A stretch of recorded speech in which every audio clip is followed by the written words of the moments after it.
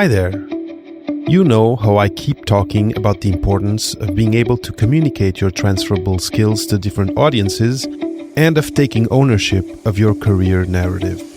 Well, this coming 6th, 7th, and 11th of March, I will be joining other PhD career experts including Ashley Ruba, Ali Devan, David Giltner, and Gertrude Nontra on the PhD Pathways Online Summit, where we'll be sharing our insights on the different facets of approaching the job market as a PhD. And I'll have a surprise for participants, so I'm looking forward to seeing you there. Register now at papaphd.com/summit. Welcome to Beyond the Thesis with Papa PhD, the podcast that delves into the diverse and impactful roles scientists can play beyond the lab. With me, David Mendes. This week, I'm really pleased to have with me Jessica Schleider. Jessica is Associate Professor of Psychology at Northwestern University, where she directs the Lab for Scalable Mental Health. Jessica completed her PhD in clinical psychology at Harvard University, her doctoral internship in clinical and community psychology at Yale School of Medicine, and her BA in psychology at Swarthmore College. Her research on brief, scalable interventions for youth depression and anxiety has been recognized via numerous awards, including a National Institutes of Health Directors Early Independence Award, the Association for Behavioral and Cognitive Therapies President's New Researcher Award, and Forbes 30 Under 30 in Healthcare. And today we just started February 2024. It's the 2nd of February. And on the 30th of January, her latest book, Little Treatments, Big Effects, was published. So it's a special moment. She confessed that she now could rest after the launch was done. But welcome to Beyond the Thesis with Papa PhD. Jessica, I'm super happy to have you here today to talk about mental health in graduate school. Super important topic. Thanks for having me. So, Jessica, I very quickly shared your bio. Can you tell the viewers a little bit more about who is Jessica Schleider, how you went into the domain that you work in today, and maybe how you went into focusing on this question of small, easy to deliver interventions for mental health, which is not something I have heard of before actually crossing paths with your work. Absolutely. So I have, and I talk about this in my book, kind of two stories for how I got into this field. One is very personal and one is professional. And per the stigma issue that we were talking about, the personal one isn't one that I've been super open about until the past few years. But the big picture story of how I got to this path is our mental health care system isn't working. The vast majority of people who need mental health care never access any kind of specialty treatment. About 50% of adults and about 80% of young people never access treatment who need it. Among those who are lucky enough to get something, there are 1.5 million barriers as to why they can't do it for very long. And the most common number of sessions that people actually access if they get lucky enough to get treatment is 1. Oh my, yeah. And we've spent decades in my field, clinical psychology, building treatments that are designed to last months and months. And that just doesn't fit with how people can actually practically get services and get help. Another feature is supports aren't necessarily embedded into the spaces where people are. So they're in the clinics, which have long wait lists. There aren't enough providers. And meanwhile, most people are seeking help on the internet or with friends or with family members. So there was a clear need, as I was learning about psychology as an undergrad, for different kinds of ways of getting support to people when they needed it and in formats that made sense for their lives and what they could actually access. So the professional story is like, there's this huge problem that's been historic in psychology. And it just seemed like, why is nobody paying attention to this? We got to redo how we think about treatment. And that's why I started focusing on single session interventions, which can bridge gaps in systems of care. The personal story is I experienced those gaps in the mental health care ecosystem as a teenager. So when I was around 12 or 13, I was diagnosed with a pretty severe eating disorder, and there were no providers available. The ones that were available had wait lists of months, which was not going to work for the situation that I was in. And so, I've had a history of navigating this totally overburdened, insufficient system, and learning about it as a student. I was like, I got to do something about this. So that's what I'm working on these days. Oh, and well, it's great that your path brought you to being director of a lab that actually works on that, and that you now can experiment. And I've heard, I've listened through some of other talks and interviews that you made, and it's inspiring work. And the cool thing is that it can directly help. And of course, you're studying it in a scientific way, and you're doing randomized trials, etc. So yeah, it's a really cool full circle type thing with you. I'm sure it's very fulfilling for you. I can't think about other things for long enough to do them as a career, so this is pretty much the option.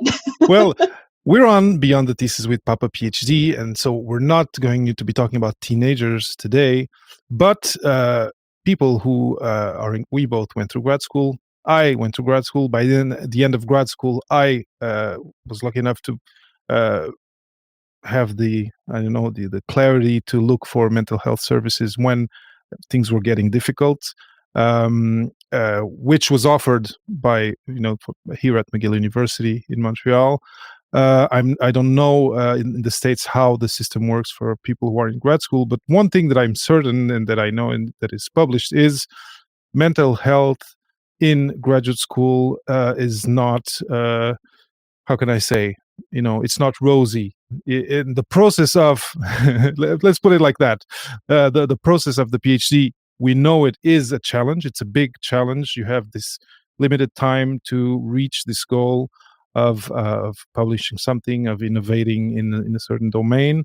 There can be some solitude to it. In my case, I was coming from abroad, so there was that aspect, and a lot of people who are in grad school somehow travel, and often to different continents, or at least different towns, but even different countries to go through their grad school experience. So it leaves a lot of us in this kind of imbalance, fragility, anyway, not super supported framework where we, I think, are become more vulnerable to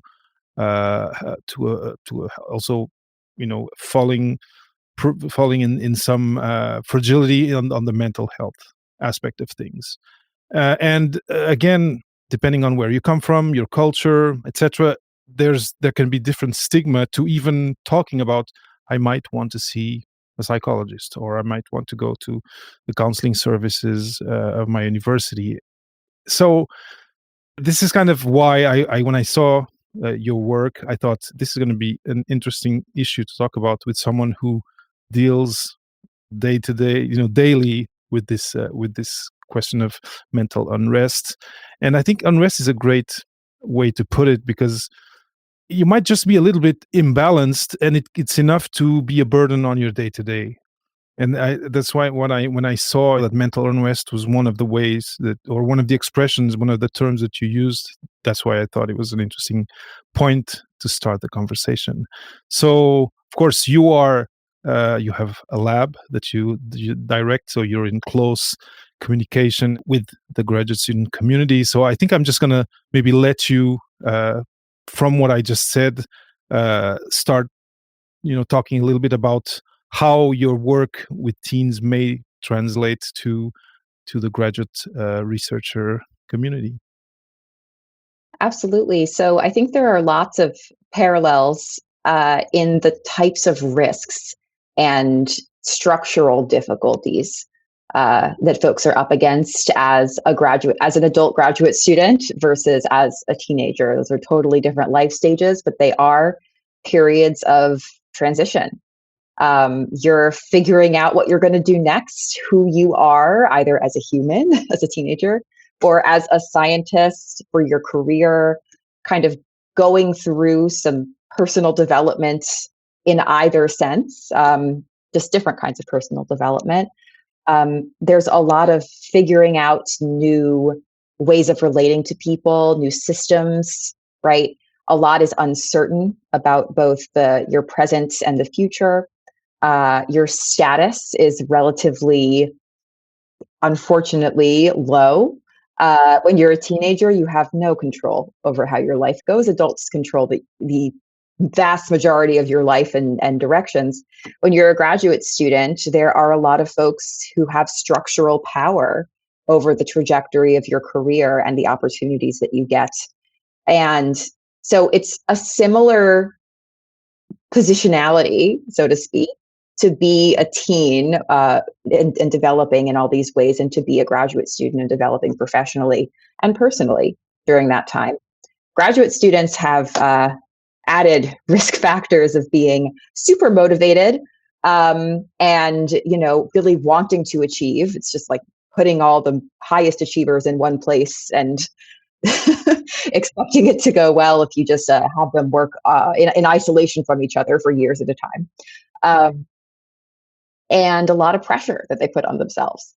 And, I think given the transitions that are all co-occurring in graduate school and in adolescence, a lot of the same pressures are there, and a lot of the same needs for a sense of autonomy, for a sense of competence, and a sense of feeling related to other people and understood by other people. Those are the same at both kind of life stages. And a sense of autonomy, a sense of competence and relatedness, those are the things that in brief interventions, we really try to improve, to help people feel a little more like what they do matters for their future, a little more like they have skills that could matter for their next steps that are going to be helpful to them, and like people get them and people are there for them. Yeah, it's really interesting, and I liked how you put it, that there's a similarity to the process people are going through, and there is an aspect of trying to find out who you are when you're a teenager, and in another way, the same kind of goal is there through grad school, but it's not so much finding out who you are, but becoming who you have set yourself up to be, which is an academic or a professional, a specialist, or different ways to put it. And you aren't you're not there until you get there, until you defend your thesis and you're done. And it can feel that throughout the process, until you do your thesis defense, that it might not materialize, and that's unsettling. Incredibly, there's just it's a subtext of uncertainty for years with no particular timeline for resolution, and that's really stressful. So this is clearly a contributor to mental unrest. This feeling of, if I'm taking a step back and thinking about the overarching theme of my life as a young adult, now there's this uncertainty, so I can't really project myself into 5 years from now, because there's this this ordeal that I'm going to go through that I don't know the outcome of. That's one aspect. The other part of, in my anyway, and I'm going to tell you how I feel, but I'd like to have your opinion. But the other aspect that might lead to mental unrest during grad school has to do with the day to day. The whole exercise is, first, finding a question that no one else has answered in a satisfactory way, let's say, finding a way you think it's going to be answered, and then setting yourself up to go answer it. But again, there you cannot be certain at any step until you do publish, etc., that you will get this answer, and that it'll be well accepted by your PI, by your supervisor, and then by there's other tiers. So there's this other day to day. So there's this overarching one, which is more of an existential, let's say, uncertainty, and then there's a day to day one. Yeah. So you don't deal with with both of them the same way, I imagine, if you are trying to manage this uncertainty, which is bound to be there because of the design of what a PhD is. are the nuts and bolts of, okay, how do I do this massive task in front of me that seems enormous and there's no roadmap for me to follow. And at the same time, also speaking to the day to day, a lot of graduate students are living on stipends that are really difficult to live on. And the practical sense of surviving and getting through life as a graduate student with all these pressures and all these incredibly challenging tasks ahead is tough. And in terms of strategies to deal with all of this, you're right. There's no silver bullet, first of all, that's going to just magically fix everything, because it's too big for that and it's too multifaceted for that.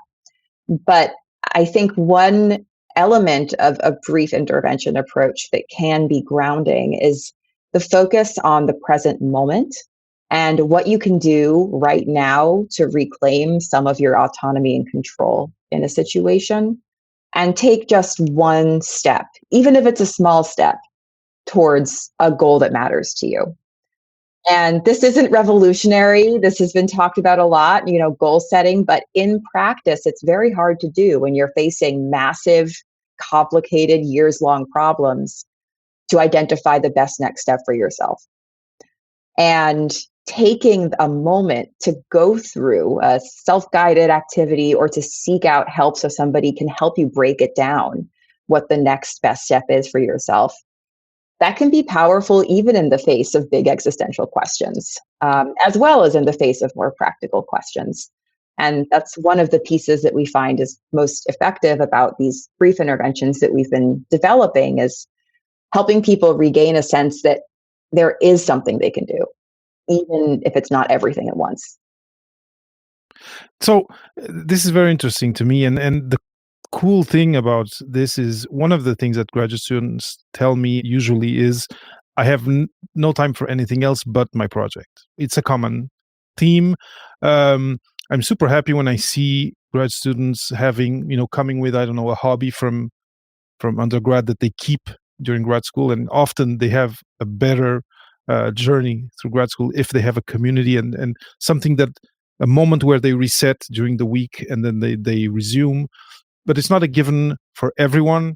Often, if you come from abroad and you need to do this degree in the shortest time possible, often people will just focus and try to put all their time in there. But it feels to me that if you find a way to have these small, let's call them interventions, like you say, it's not that complicated to include these practices or habits in a very charged agenda, in a very charged calendar. What sort of exercises or what sort of habits can people add? What sort of interventions can people do that are very small, but that can help them reset, let's say? Because it feels to me that this loss of control, this loss of agency, it kind of, you start feeling it at a certain point, and then it starts amplifying, and you need to reset. Absolutely. Do you have something practical that you can share?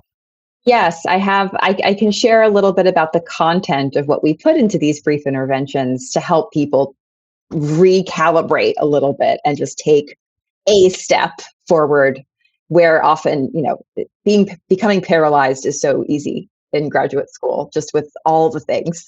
And in the face of that overwhelm, it's helpful to try one of these kinds of approaches. So one of the programs that we've developed is called the single session consultation.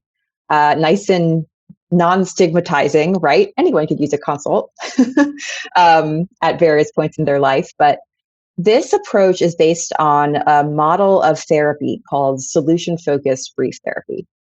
And within solution-focused brief therapy, there are a few core assumptions. One, everybody has strengths and skills, because if you didn't, how would you have gotten this far in life? So by the fact that you exist here today and you've gotten through everything you've gotten through, you've clearly developed some skills. The second assumption is that you can identify what's worked for you in the past and help yourself do more of it to get to a goal that matters for you. And everyone has that capability. So with those two things, you have to have skills because you are a human and you've gotten through life this much. And you inherently have the capability to use those skills to meet goals you have. Those starting points are often quite different from what people feel, um, which feels often like, I don't know how to do anything, everything's terrible, and nothing I do is going to help. Allowing yourself to, suspend your disbelief and entertain these possibilities that maybe I do have skills and maybe I can do anything, that's on its own can be a reset. But once you go into the activity, the first step you want to do is figure out what's your top struggle right now. And when I say top struggle, I don't mean like graduate school. That is not a top struggle. That is like 14 million top struggles. And what I mean is focus on a corner of one current struggle that you're facing. As in, what is the next project, or what is the next paper you have to write? What is the next paragraph you have to write? What is the next sentence you have to write? And you're struggling to get that. Like, I'm struggling with the opening sentence of my abstract. There, great, top struggle right there. Micro. Micro, just as small as imaginable that you can still detect it. Turn that into a top hope. So from a top struggle to a top hope. What do you hope to accomplish after this exercise? Well, I hope to figure out what I want to say, how I want to open this paper, right? So then we have this exercise called Miracle Day question, which is pretty common in solution-focused therapy. And we ask people to think about, imagine that a miracle occurs while you're sleeping. And the top problem you just had evaporates. It is gone. Amazing. Magic. But when you wake up, it happened when you were sleeping, so you actually have no idea that this miracle has occurred. So walk me through your morning. What would it be like to be in a world where your miracle day is here and your top problem is totally gone? You don't have writer's block anymore. You're not struggling. What is it like? What do you do differently? How do you feel differently? So trying to imagine what a world would be like in this parallel universe where you're not having your top struggle sometimes can help kind of shift you out of being stuck in that negative place of only being able to focus on how awful things are right now. What it also does is it helps you picture what you're working towards. Like, where do you want to go? What is the reward at the end of the tunnel? Not just how much am I struggling right now? For the rest of the single session consultation, you make an action plan towards getting one small but meaningful step towards that goal. So if you're like on a scale from 0 to 10, a miracle day is a 10, 0 is as far as possible from that miracle day. Let's say you're at a 5 right now. The action plan is to get you to a 6. And by thinking about, when have I experienced times when it hasn't been so hard to write? What has that been like? What have I done in those situations? And using those past exceptions to the problem to form your action plan. You then end up with a really actionable set of steps that you know that you can do because you've done it before, because they're exceptions to the problem that you've experienced, towards making progress. And giving yourself the space to just sit down with that and end up with something actionable could be really, it's like a reset for a lot of folks. And what seems very, very interesting to me, and that has a lot of potential for application by graduate students, is that because it's a very micro thing, it's very small. The first time they're going to do it, maybe they'll do it in a very structured way. They'll follow what you just said, but eventually they'll interiorize the whole process, and then they'll just do it naturally, and eventually it'll be part of their normal day-to-day thing. When they hit a snag, they'll go into that mode. Anyway, I just see that, there's potential there for really good results and like compound interest on those habits. Exactly. And what I think is nice about this intervention is that it allows you to do something even in the face of systemic problems that you yourself cannot solve. Because at least when I was a graduate student, and many graduate students understandably are up against systemic problems that aren't solvable through individual small steps, right? Like the fact that there's a power structure and a hierarchy and stipends are low and work really is a lot and difficult. Those are all realities that you can't change on your own. But you can both acknowledge the existence of those realities and let yourself off the hook for solving those, while also figuring out what corner of this can I do something in. And holding both of those truths at the same time is also kind of a micro intervention or a brief intervention that allows people to move forward in the face of these systemic forces. Because a lot of people feel stuck, understandably, by those. And validating that they can exist and also you can make changes is sometimes quite helpful. Yeah, and the agency that you gain by learning that you can build this wall, by laying very small bricks one by one. Eventually, it changes your emotional state when you see something new and unknown coming. You know that you have a tool now to scale that new mountain that before you were just in the fear and in the anxiety. Another piece about the single session consultation, this is a therapeutic program that I built to be deliverable by anybody. So whether or not you have a license to practice, psychology or social work or counseling, this is a program that anybody can learn how to do on their own and with others. So in a lot of our research recently, we've trained peer specialists to deliver the single session consultation. So people with lived experience of mental health difficulties offering this support to others. So this is a tool that, yes, can help graduate students help themselves, but also that grad students can use with their peers. That is, I think, a really exciting pathway into increasing access to support among grad students who often, for a variety of reasons, are in a position to seek out formal treatment. Mm-hmm, mm-hmm. Not that this is a replacement, but if we're talking it's this or nothing, and this is an evidence-based intervention, then I think it's something that we should seriously consider. Mm-hmm. And again, of course, there's, like you were saying, there's different levels of need when you are in a position to go look for mental health services.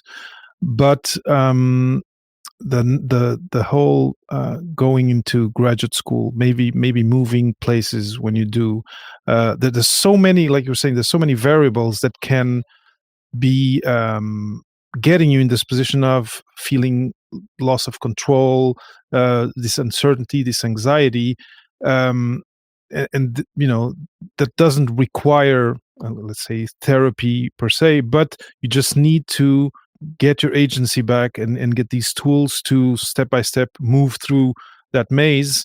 It makes total sense that if someone has some training with the tool that they can, or some practice with the tool that they can then deliver it to someone else.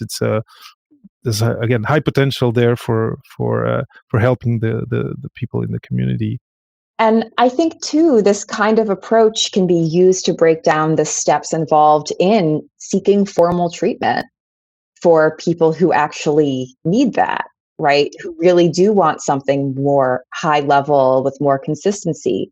So using the single session consultation to make an action plan, to make that phone call or to book an intake appointment, that's another option here. And seeking help is hard. Asking for help, admitting that you want and need help is really difficult. And that on its own can be paralyzing. So there's a lot of applications for this way of approaching problems that it can either, connect you with other supports as like an interim step, or serve as a support in itself. But in either case, I think it's a useful tool to have in your toolkit to be able to draw from.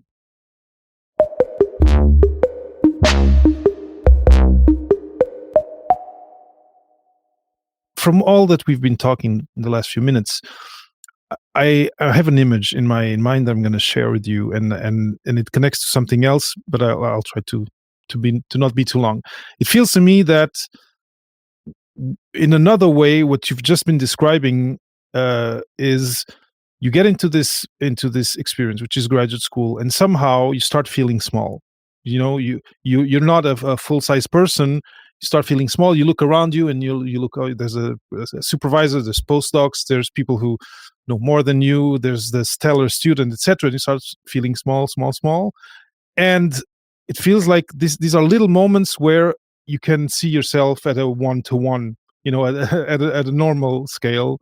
And another aspect that I know going through grad school affects how small you can feel, versus the experience, versus the institution, versus obstacles that you're facing in your research, is also how people outside view you. And I've had graduate students tell me, "Oh, David, I'd like to do this thing on the side, start this newsletter on, but I wonder how people around me would look at me." So there's this aspect of how you perceive yourself and your skills and what you bring from behind, and how you actually come with some tools that you can use. And sometimes you just lose view of them, and you think that you're just lost in front of this huge wall. But then there's this other aspect of the perception of others. No, yeah, it's a great question. So you're talking about fear of negative evaluation. Of course, that's a huge part of developing as a professional in graduate school, particularly because there are so many kind of degrees of freedom around how you can develop as a professional. So those choices feel very scary at times because you don't know the outcome, because people legitimately often haven't done what you're thinking of doing before in the context that you're in. So yeah, of course people are going to worry about that. And there's also a lot of, when you're a scientist, you talk at conferences, you present your work, it feels very personal, even if it's science, right? It still feels very much, they're not going to like my work. They're not going to like what I have to say or my way of thinking. So it's difficult and very, very common to feel that way. So we have actually in our lab been working on as a brief online single session approach to addressing fear of negative evaluation in academic contexts. This is a National Science Foundation funded project that we're doing with Katie Cooper at Arizona State University and my postdoc, Arko Ghosh, who's really been leading the effort here. And we have developed a brief self-guided program that's designed to help students specifically in classroom settings feel more confident about speaking up and less fearful of what might happen if they get something wrong, or if they make a misstep, or if they say something weird or awkward, or any number of things. And what seems to work best, and this is consistent with a huge body of literature about how to treat social anxiety too, is something called exposure, which is basically facing your fears, but in a more nuanced way. You can engage in imaginal exposures. So allow yourself to imagine that you are doing something scary, that you're putting yourself out there in some way, that you're giving your first big talk at a conference, right? And you have no idea what people are going to think, and you don't know if somebody's going to judge you negatively or things like that. Think about what you would be experiencing, what thoughts would go through your mind, what your body would feel like in that moment, and allow yourself to sit with it and allow yourself to observe yourself experiencing the worry and the fear. And what that allows you to do is it allows you to experience those sensations and learn slowly that you can actually handle it. Like, you can get through this. Yes, it's going to be unpleasant. Your heart might start racing, your palms are going to be sweaty, you might have negative thoughts, but then it will end. And if you go through this exercise and allow yourself to think, what's the worst case scenario? Well, somebody will have a negative thought about me and I'll feel bad momentarily, and then it will end. Rehearsing that and allowing yourself to really sit with how it might feel in that moment and what you're worried about, and exposing yourself to that and allowing yourself to practice seeing yourself getting through it. That's the best way. It's not easy. It's unpleasant. But it's never going to be pleasant. The actual situation isn't going to be pleasant. That doesn't mean you can't do it. And it doesn't mean it's not worth it. Another piece of this puzzle is thinking about your values. What do you care about? What do you think is important? Do you feel like it's important to be truthful and share your ideas as a scientist? Do you feel like what you're studying is underrepresented in your field and you really want to get it out there? Do you feel that bravery is an important value that you care about and you want to model? Do you want younger graduate students or earlier on graduate students to know that it's okay to do things that are scary? Whatever value you hold, that can be something you consider, is that worth the discomfort, right? So stop trying to push away the discomfort and embrace it and try to figure out, is it worth it and can I handle it? It sounds very powerful. And now just a technical question. Would this be something, again, that you would do on your own? You have this framework that you learn how to do and you do it on your own? You do it with peers? How does this materialize exactly? So the program that we've developed is actually designed for people to do it on their own, like on their phone or on a computer or wherever they want to. Exposure therapy, though, for folks who have anxiety disorders or really struggle and aren't going to be or don't feel capable of sort of doing this kind of exposure on their own, absolutely going to a therapist that's trained in cognitive behavioral therapy, exposure therapy, huge. Can't recommend it enough if you have access. But there are multiple ways to engage in these kinds of behaviors, and recognizing that you can do more than you think you can, and allowing yourself to surprise yourself in what you can do. Those are certainly things that folks can do independently. Now, so there's this aspect of fear of being evaluated, and evaluation again is part and parcel of the whole process. You have to be evaluated. That's what graduate school is. That's it. Now, one other aspect that kind of relates to this, but is slightly different, is different people have a different relationship, maybe depending on where they come from culturally, with authority. It does bring a lot of anxiety to graduate students, and I don't know. I come from Portugal, so the Latin cultures are in a certain way. I feel that people in North America, even since kindergarten or since very young age, they're kind of more used to presenting and doing, I don't know, theater and bringing, putting their ideas forward. Of course, I'm maybe projecting some of what I lived through, but I think there's so many foreign students everywhere that I think there's often a culture clash aspect when you are abroad for grad school. And this question of authority is a big piece that I've seen affect a lot of people. I don't know if this elicits an idea of something for us to discuss, like at this kind of end part of the interview. Absolutely. So that's actually, I think, a good opportunity to acknowledge that we can't put all of this on graduate students, right? Like, PIs, mentors have to create a space where their students can come to them and let them know that they're not ready to present results yet. Like that's not something that graduate students should feel responsible for creating, that environment. That's something that mentors should be creating. That said, that's not always the case. Some PIs or advisors aren't explicit about how they expect communication to go with their students, which I think does a disservice to students who are less forthcoming, right? Because if you don't give people a roadmap, how are they going to know what's right and wrong, or what you would prefer?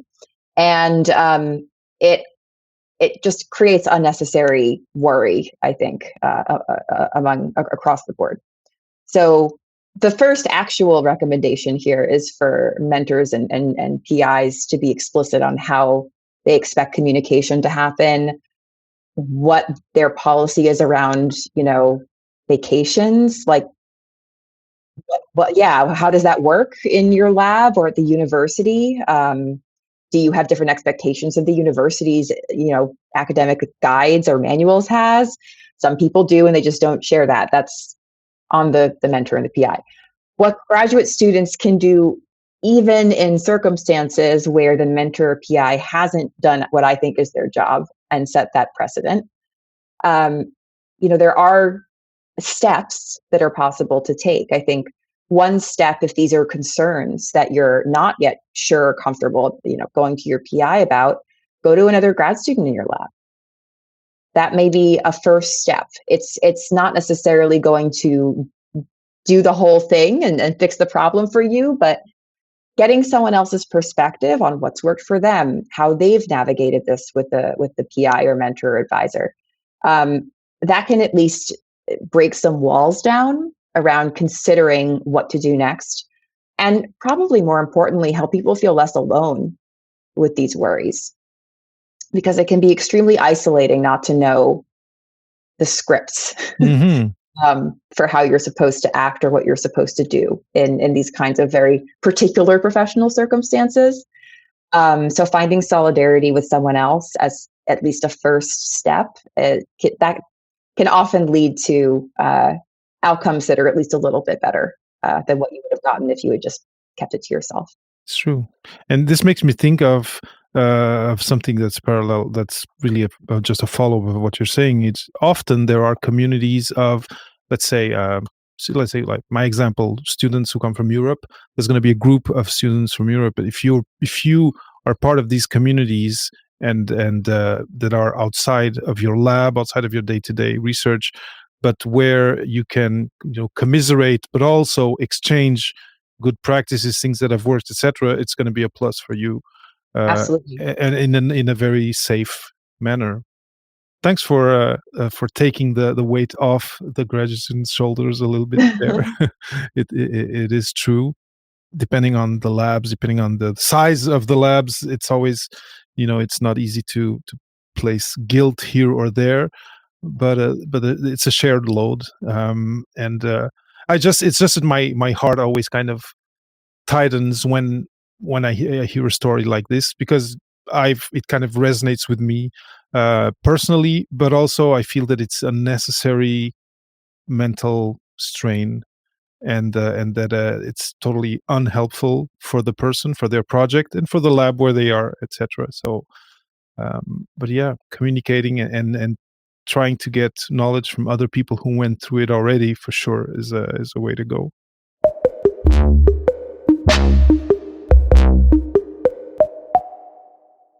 Jessica, we're really getting to the end of the interview. If people want to know a little bit more about what you shared specifically, if they get the book, will they find more detail in it? Yeah. Yeah. So the single session consultation, the exercise that I talk through, there's a self-guided version in the book.